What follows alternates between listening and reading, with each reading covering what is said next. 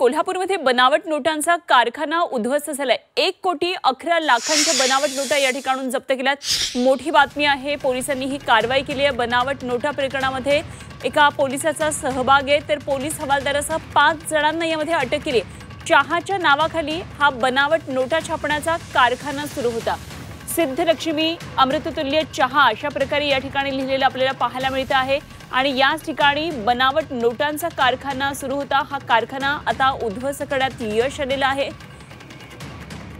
तर घटनास्थळावरून या संदर्भातला आढावा घेतला आमचे प्रतिनिधी प्रताप नाईक यांनी।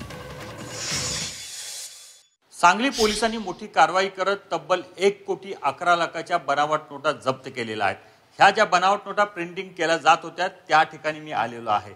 हे दृश्य आपण बघू शकतो की सिद्धलक्ष्मी अमृततुल्य चहाचं हे ऑफिस आहे आणि याच ठिकाणाहून मोठ्या प्रमाणात या नोटा छापण्यात आलेल्या होत्या अशा प्रकारची माहिती पोलिसांना मिळाली। एकूणच आपण पाहतो की हे जे सिद्धलक्ष्मी अमृततुल्य चहा आहे ते कोल्हापूर पोलीस दलातील मोटार वाहन विभागात असणारा शिपाई अब्रार आदम इनामदार याचा आहे।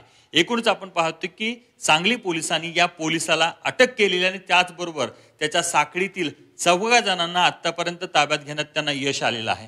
खरं तर आपण पाहतोय की सिद्धलक्ष्मी अमृततुल्य चहाच्या नावाने या ठिकाणी आपण पाहतोय की फ्रँचायझी दिली जात होती, पण दुसरीकडे मात्र आपण जर पाहिलं तर समोर बरोबर या ठिकाणी आपण हा बॉक्स पाहिला, हेवी ड्युटी पेपर कटरचा हा बॉक्स आहे।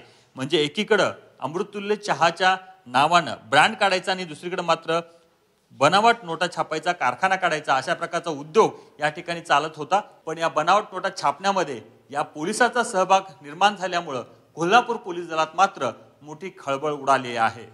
कॅमेरामन प्रताप नाईक, झी 24 तास, कोल्हापूर।